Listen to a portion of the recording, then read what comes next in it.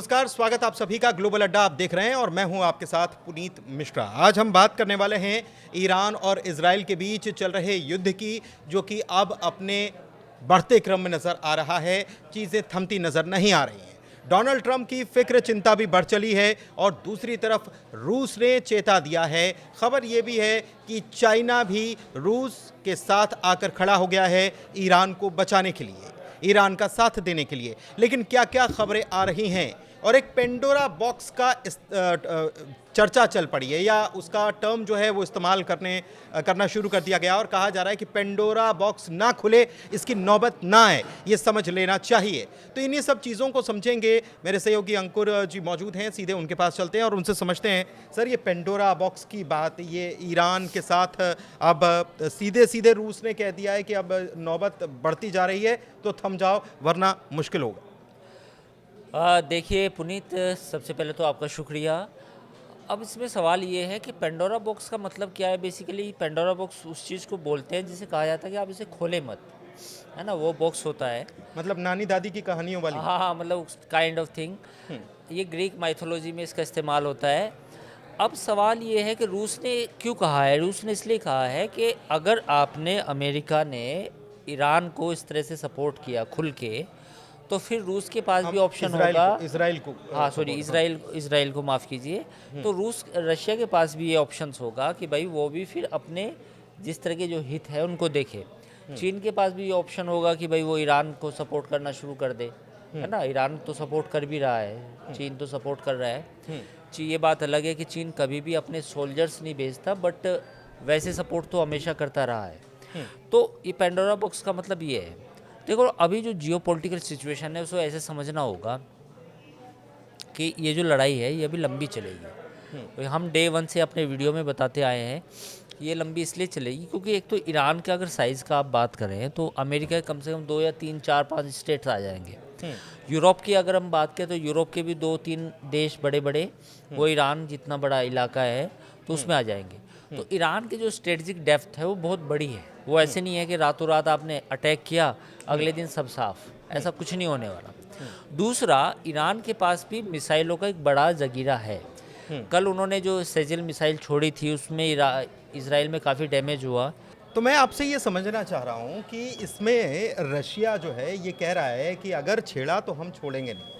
तो ये चीज़ें क्या अब एस्केलेशन लेडर पर और बढ़ने वाली हैं, या इसमें कई और मुल्क भी शामिल हो सकते हैं? देखिए, कोई डायरेक्ट इन्फिल्ट्रेशन, मतलब डायरेक्ट कोई इन्वॉल्वमेंट होगा चाइना का, ऐसा मुश्किल है। और रूस क्या कर सकता है, रूस हमेशा जब भी ऐसी कोई सिचुएशन आती है तो रशिया का, बेसिकली अमेरिका का जो भी एडवांसमेंट होता है कहीं भी पूरी दुनिया में, तो रूस उसको एडवांसमेंट को कहीं ना कहीं एक तरह से एक आखिरी दीवार मानी जाती है रूस। तो वो आखिरी दीवार पे जो है पूरी दुनिया में अमेरिका का जो साम्राज्यवाद है उसको अगर कोई रोकता है तो रूस रोकता है। तो रूस ने उसी लाइन पे बयान दिया है कि भाई देखो, आप जो कर रहे हो इजराइल और आप मिलके, वो है, हम सबको पता है। ऐसा नहीं है कि हम बिल्कुल चुप बैठे हैं, और अगर आप ये बिल्कुल एक तरफा करोगे तो वो हमें बर्दाश्त नहीं होगा। तो ये एक जो पूरी लास्ट टापू, जो आखिरी टापू है, आखिरी दीवार है, कुछ भी आप कहिए, वो रूस है। तो ये मामला है। अब अमेरिका रूस की बात मानेगा नहीं मानेगा, उसका आप ये मान सकते हैं कि अगर रूस ना होता तो अमेरिका पहले दिन से इस लड़ाई में शामिल होता। अच्छा। ये भी बात सच है। कहीं ना कहीं रूस का थोड़ा बहुत 20%, 30% कहीं ना कहीं दबाव है अमेरिका पे, बाकी कंट्रीज़ पे, कि अमेरिका सीधा इन्वॉल्व नहीं हो रहा। और ये अमेरिका अगर सीधा इन्वॉल्व नहीं होता है तो इजराइल के लिए मुश्किलें बढ़ सकती हैं? नहीं, इजराइल के लिए मुश्किलें तो ऐसे हैं, आप ये समझिए कि देखिए, जो हम कई दिनों से कह रहे हैं कि सेजिल मिसाइल छोड़ना, कुछ और मिसाइलों का छोड़ना जिनकी स्पीड ज़्यादा है, वो इजराइल को डैमेज कर सकती हैं। इजराइल के जिस हॉस्पिटल पे ये अटैक हुआ, मैं उसके बारे में बताना चाहूँगा कि वहाँ पे इजराइल की साइंटिफिक रिसर्च होती थी जो मिलिट्री के लिए होती थी। वो कोई आम हॉस्पिटल नहीं था, वो हॉस्पिटल था जहाँ पे काफ़ी बड़ी रिसर्च होती थी। उसमें DNA प्रिजर्व किए गए थे, उसमें कुछ टिश्यूज़ प्रिजर्व थे, और कोई नई साइंटिफिक बायोलॉजिकल एडवांसमेंट की कुछ रिसर्च हो रही थी। तो एक ही झटके में जब वो मिसाइल गिरी ईरान की उस सोरोका मेडिकल सेंटर पर, एक ही झटके में सब कुछ नुकसान हो गया। तो वो करीब नुकसान है वो $300 मिलियन का है, यानी कि $3 बिलियन का मान के चलो आप। तो जो भी ईरान की तरफ से जो भी नुकसान होगा इजराइल को, वो भी बड़ा होगा। भाई लोग कम हैं तो लोग अगर ईरान में 50 मर रहे हैं तो वहाँ 25 मर रहे हैं, तो वो भी नुकसान है। दूसरा, इस तरह के साइंटिफिक सेंटर्स पे अटैक होना जहाँ पे काफ़ी सालों की रिसर्च है, तो वो भी तो नुकसान ही है। अच्छा, एक चीज़ और है कि अमेरिका जो इसमें बार बार कह रहा है कि हम शांति दूत हैं, हम शांति दूत हैं, लेकिन अमेरिका दूसरी तरफ धमका भी रहा है ईरान को, और इसीलिए अब क्या ट्रम्प के ऊपर प्रेशर पूरी दुनिया से पड़ना शुरू हो चुका है? क्योंकि खबर ये है कि ब्रिटेन ने भी ट्रम्प से बात की है कि इन चीज़ों को, ये इजराइल जिस तरीके से कर रहा है, ये गलत तरीका है। देखिए पुनीत, एक चीज़ समझिए कि इस सवाल का आज हम अपने दर्शकों को जवाब दे देते हैं कि अमेरिका इस लड़ाई में सीधा क्यों नहीं कूदा। देखिए, अमेरिका ने मिडिल ईस्ट में एक हवा क्रिएट करके रखा था ईरान का। खुद ईरान भी चाहता था कि मेरा हवा क्रिएट हो, तो वो ईरान को जो थ्रेट थी ईरान की, अमेरिका उसको कायम भी रखना चाहता था। क्यों? क्योंकि ईरान की अगर थ्रेट रहेगी तो सऊदी अरब, कतर और यूएई सब क्या करेंगे, हथियार खरीदेंगे अमेरिकन के। और तो ये हुआ भी और ये हुआ भी है। अभी $100 बिलियन, $1 ट्रिलियन के हथियार भी बेच के आए।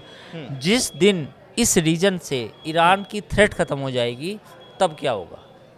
तब चीज़ें जो हैं वो जिस तरीके से बढ़ रही हैं उस तरीके से नहीं बढ़ेंगी। नहीं, जो हथियार है, हथियारों का बाजार खत्म हो जाएगा। हाँ, मैं वही कह रहा हूँ अमेरिका के हथियारों का बाजार खत्म हो जाएगा। तो अमेरिका को बेसिकली इस कंफ्यूजन में भी है। इजराइल का मामला तो अलग है। इजराइल तो भाई कहता है कि मेरे को तो एग्जिस्टेंशनल थ्रेट है, मैं तो ईरान पर अटैक करूंगा। लेकिन इजराइल तो 3 दशक से ये कहता हुआ नजर आ रहा है कि ये परमाणु बम बना लेंगे।